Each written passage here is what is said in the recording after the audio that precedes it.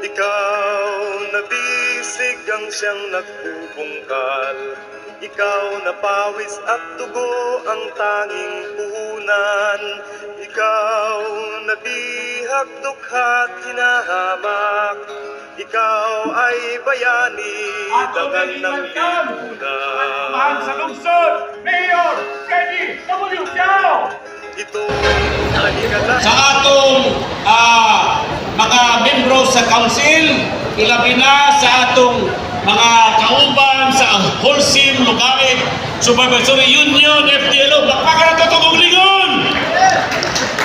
Hindi sila mga igsoon, ni Kuyog sa FDLO, dili tugod aron nga magsaba-saba, kundili aron nga hanoy ug hapsay ug harmonious ang panarbaho tungod kay nisayon kita sa FDLO makatarunganon, reasonable ug kabalumang minaw sa tingog usab sa atong mga kompanya apan dili sa kita magpulahi kung tumbang ang katungod sa atong mga trabahador. Kini mga igsoon, ang ato karong tema amo kini gihukman sa FDLO tungod kay kita doon na may katungod sa pag-express, pagpadayag sa atong hunahuna diha sa atong kagamhanan, nasyonal man o lokal. So akong iskutan, ngano, Brad, na inyo mag-i-adapt ka ng ato ang tema karon. Doon na po'y tema ang atong Department of Labor na panalang ka na mo, permanente na tema ang atong partner, ang atong Department of Labor. Doon na po'y may among tema nga among sundon para ipahungaw na mo sa atong kagamhanan. Kung sa'y angayan nga himong priority sa atong kagamhanan. So ang tema karon, job security, decent wages, and affordable prices, not political and economic charity. Ako kining explicar, kaya basi misunderstood ang FPO.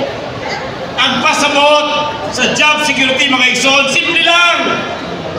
Walay dapat mahimong kontraktual sa atong pamuo. Kung dili, paglapas siya kunong kabulan, mahimo na siyang regular para dili ataw-ataw ang seguridad sa iyang pagpanambaho. O kada ang simple lang na pagsabot sa job security. Ikaduha, decent wages.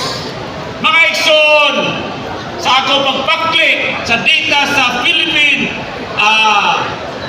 Statistics Authority, yato ko nung Marso 2023, pinakataas kayo ang inflation rate na pila sa pagkaon. Iabot og halos 7%.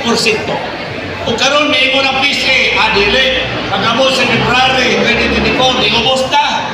Sa ilingan ko is 2.something%. Dayon pagka Marso 2024, bisaka kini iabot ang 3%. Pero mga igsoon, iskutanan nga decent wages.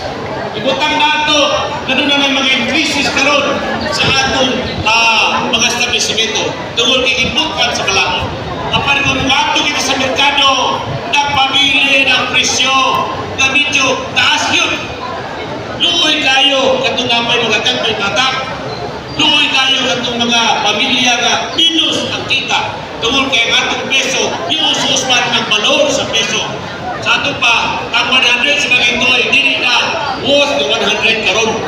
Kung madala ka sa kalibo dito sa merkado, abot kilaray madala sa imo sa kalibo.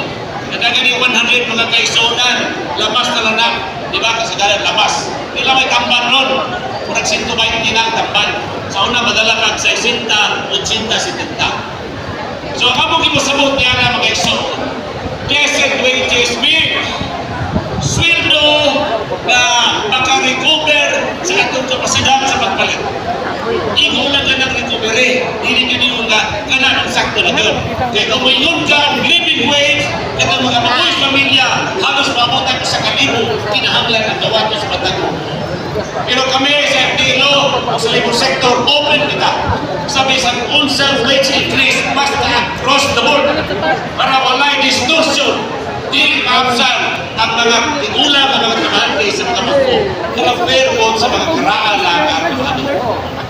Kaya gitawa mga affordable prices. Kaya presyo sa palaliton na maabot sa kasagarang tao. Hindi lang maabot sa pipilang tao. Nagtuo kami mga igsoon na kinitulog ang punto. Job security, decent wages, affordable prices, o dapat unahon sa atong national government. Dili ang kanunay magplano. Kung magplano pa kayo, pauspon ang atong promisyon sa konstitusyon. Nganuman, akin ninyo mga igsoon, dunay tulo ka punto sa promisyon sa atong konstitusyon na gusto mo usbon, sa gusto mo usap sa atong konstitusyon. Nakabantay mo ang promisyon sa konstitusyon na naa sa Article 12, National Economy and Patrimony. Ingon atong konstitusyon, ang maka-operate diri og mga bases, power industry, sa oil, o kanang tanan nga mga public utilities nga pwedeng privado ang nanagiyaapan dunay serbisyo sa kadaghanang tao, telecommunications panagitan. Kinahanglan nga Pilipino na yun ang mga panataya. Dahil dunay kumpanya kitugutan basta 70% sa iyang stocks na bilog sa mga Pilipino. Napon ka na gitawag na mass media, kinahanglan Pilipino na yun ang mag-operate. Kaya po gitawag na advertising, kinahanglan Pilipino na yun ang mag-operate. Ang gusto nilang imoon na may soon, i-abri ni tanan! Aron bisa kinsang langyaw, muna yung nagkiya sa itong public interest, appeal na ang advertising mas media. Laki mo sa ang mga eskwelahan sa kolehiyo. Ang atong kolehiyo ng ingon, nakatulad mga Pilipino na mga personalidad, kumpanya ang mag-operate eskwelahan sa college, tertiary, mga university. Apan kung mauso mga itong konstitusyon, hasta mga eskwelahan, langyaw ng katiya. Pwede na langyaw ng katiya. Now, ano nakita? Daghan pa kayo provision sa konstitusyon ni Amay pag-ipatuman. Ano ka ni mag-iunahon? Na kung may nundan foreign investment, dugay lang kabilangkan ang naksyon. Gani, pamutan na ang taga-siminto, Republic of Wholesale mga igsoon. Ngayon, nagdungan sa istorya ng kumpanya. Brad, grabe na ang pagsulod sa mga imported na siminto. Gani, ultimo ang clinker, important isa. Ang clinker is one of the major components sa paglimog siminto. Sa FDLO dahil Kaya nga itong last na mo, kasi may negotiation sa Republic, sa akin file, napakiloy tao ng kumpanya, sa among pagsabot, tungkol kay grabe na ayaw ang kompetensya gikan sa China, gikan sa Vietnam, in terms sa mga siminto mo sa Pilipinas. Kaya ang gobyerno daw nalimot na pagutang sa mga titawang niya, naripa, at mapugnan ang pagpapahag sa mga siminto, gikan sa gawas kayo sa sunod. pag na-Facebook So sa nga mga isuon, kaya lang halos kamagkano na sa kwa ang personal. industriya sa atong siminto. Usa, siguro istorya ba na ni Mayor Unsay, pamaaging gihimo sa FDO. Among gihangyo ang city government, no, nga imbitaron ang tagiya sa KCC, imbitaron ang tagiya sa SM, Supreme Mall, Maari sa Indigan, aron among ipamit sa mga manager sa Wholesale Republic. Aron nga kung magtukod sila sa ilang mga kamon na hapit na sugdan, ilang panahon magpalit ang simento sa Wholesale Republic. Doon kay, kining mga plantahan, di aman din sa atong nagbayan, kasigpit sa atong nagbayan. Luyo sa grabe nga ipuntek ni Sino. Luyo sa Ginoo, na itabogin ang mitang Greek, isa-isa na lang sa kumiyo kung kanto, at least nakamit kayo ang mga kumpanya simento uban, yani makamulay ng mga malls na nagbayan. Amo ito gitawag ng mitang Greek. Nagpasalamat ko sa kami, gawas na mayor, sa atong committee chairman si Marvin Yan, uban sa kanabang ng kusan mong kapagan. Aron magmuan ko lang ang atong mga mall operators para mag-meet ang atong mga local manufacturers sa atong simento. Yan, follow na Mga igsoon, para nano dapat mas i-prioridad pa sa national government ang pag-secure sa mga trabaho.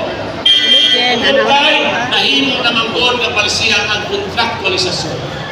Kaya kung malikon, kung sa magaling contractualisasyon, sa simple mag-istorya. Ang atong pamaagi sa employment mga igsoon, kailangan tawag direct hiring. Kung sa mana, ang tao gusto manarbaho sa planta, gusto manarbaho sa isang establishmento, direktang mo apply I-text sa lang, isang ito pa establishmento dyan, i-text lang. Apan karon, kinahanglan ka at tulad ka sa imong gitawag na labor contractor ato ka sa imong labor cooperative agency para siya na imunusok imong atos kumpanya. Or kung mag-apply ka sa kumpanya, indon ka nga ato sa imong kontraktor kay ang service agreement tali sa kumpanya gato sa kontraktor. So, ang proving period, mga iso, provisionary, Na-send na istinan ka sa kumpanya, ingon sa palawag, unom na ka na kabulan. Apan, nagalag tayo karon ang trabaho na nagbayan sa iligan sa talang establishment halos sa iyong mga toon. Puriya lang sa bayan. Pag-abot sa ita, 5 ka bulan ng isortikan sa imong pagsugod ng trabaho. Ino na yung gagang. Doon, amo sa kapitan mahuway sa. Ngayon, may mag-record, i-renew ka. Pero ikaw, bulak-bul lang ka, hindi na ka ma-renew. Kung nakikitawa, mga igsoon na, Indo. Sa spelling sa Indo, spelling E-N-D-O or end of contract. Muna ang simple pagtanaw na ito sa contractualization. Wala sa chance mahimong titular. Ako istorya din mga iso. Ako na sa among mga lokal rin, no? daghan niyang lokal, yun sa mga industries na nakagamay ang mga regular. Ano man, Wala kay ipulihan ng mga hindi wala kay ang mga posisyon, diintindihan sa mga nag-retire na mga Wala man may kay or hindi ba, hindi na kami retrench ang mga regular para i-outsource, ipayon sa mga third party na para naman mga isuunan, usabot ko na sa mga isuun na ipagpapalya, kapaluhan mo, ihamlong kami. Brad, Kuyog na ha? hindi mo pala Kuyog na ka ron. magkitabagay na, i-improve ninyo ang status sa ating trabaho. Ano man, kung wala'y tao ng trabaho, udagan ng makina sa tanda, udagan ng ekipo sa sakay sa pinto, dili. Ano man, ang pinaka-importante na asset sa isa ka kumpanya sa sa negosyo, pauman ang tao. Kung ang you should preserve your manpower, kaya mag-training ka mo, kung hindi magkaliwan mo ng mga regular. Salamat na lang mga isuon, kay ato na mga istorya at mga kumpanya, pero it remains to be seen. Kung asa taman ang pagsubay nila sa balaod sa pamuno.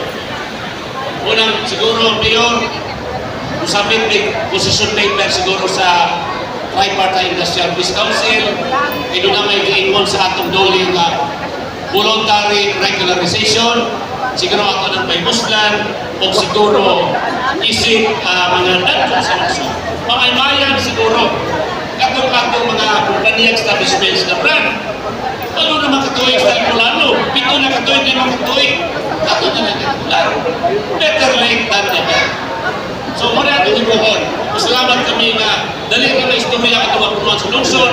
Amo ka na siguro kung ba usap sa among kinauliw maging istorya sa atong mga kumpanya. Masalamat kami sa FDLO kay kanita na doon CPA-based man. Pero pila rin tao ang dunay union o CPA. Sa among hanay doon sila kung sila kayo sa ligan. How about ang daghan kayo? Na mga kwapa kayo ng mga sales girl, pero gusto tao ang bulsa.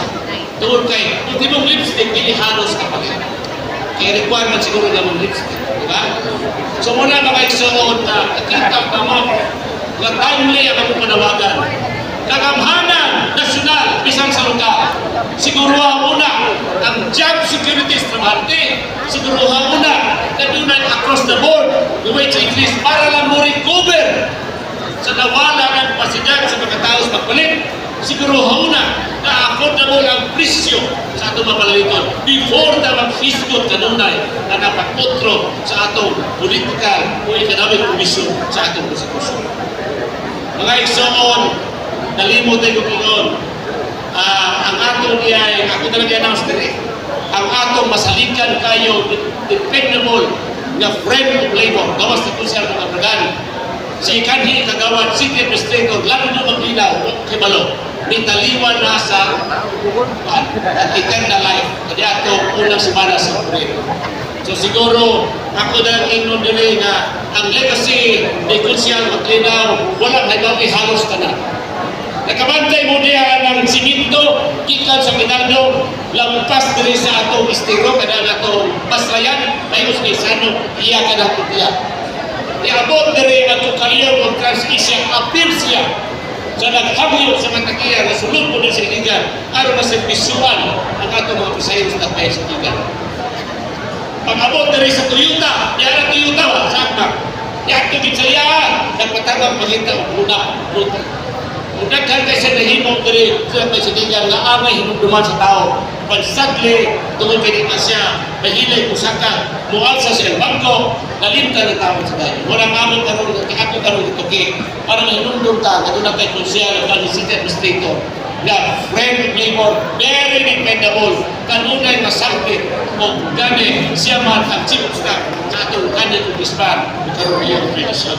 O kato, ang atong suod, si kanil Konsyal, nandun dinaw. At 78 tao na pahulay na siya, even sa kumitan ko sa So mga iksoon, diri sa atong doli, doon na sila kay mga sa Bangkong Pilipinas, manggagawang Pilipino kabalikat at kasama sa Pilipinas. Natural!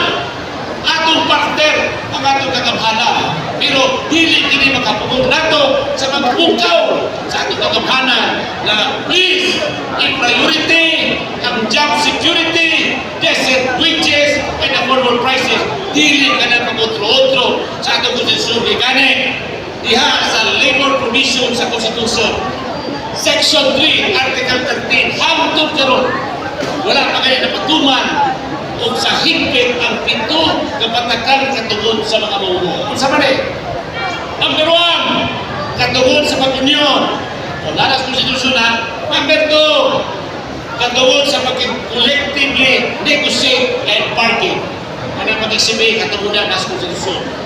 Ikatulo, katungod ng unsan mga malinaw na iniusap niyo, apil na ganit ang right to strike. Pero doon na ipatama niya in accordance with law. Doon na po ilahin, katungod sa security of tenure, seguridad sa mga trabaho mga iso. Lain-lain pa, security, right to enjoy a living wage, karang magkabuhi sa pamilya. Pero usara ka pamilya ha, dili duhaon, dili tuloon, ako na ito na usara ka pamilya. Living wage para mabuhi ang atong pamilya. Doon na pa isa, katungod to participate in policy and decision-making process na kung doon na'y palisiyang ipahamdan sa atong pamilya, solusyon ng buwan.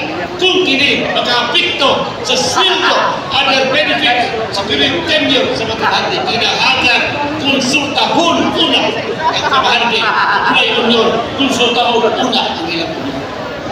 Naakini sa Section 3, Article 13 sa atong konstitusyon. Halos kinitanan, wala pa higpit. Gani, ako pa kayo o amay tason, aron kini higpit ka mutuman. Ilagan ng usbon, ang atong konstitusyon. Wala mga isoon, inapatason, kaya nakamamangusunod.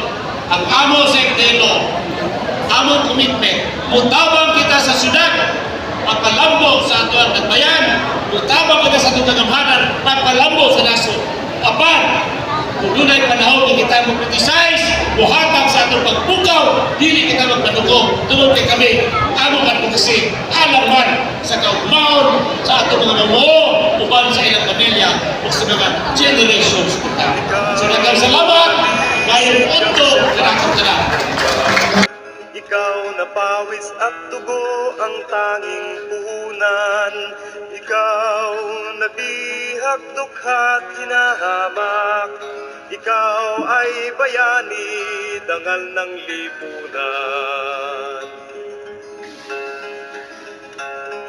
Itong tanikala ng pagkalipin mo, unti-unting dinudurog hanggang maging abo. Itong nakaluko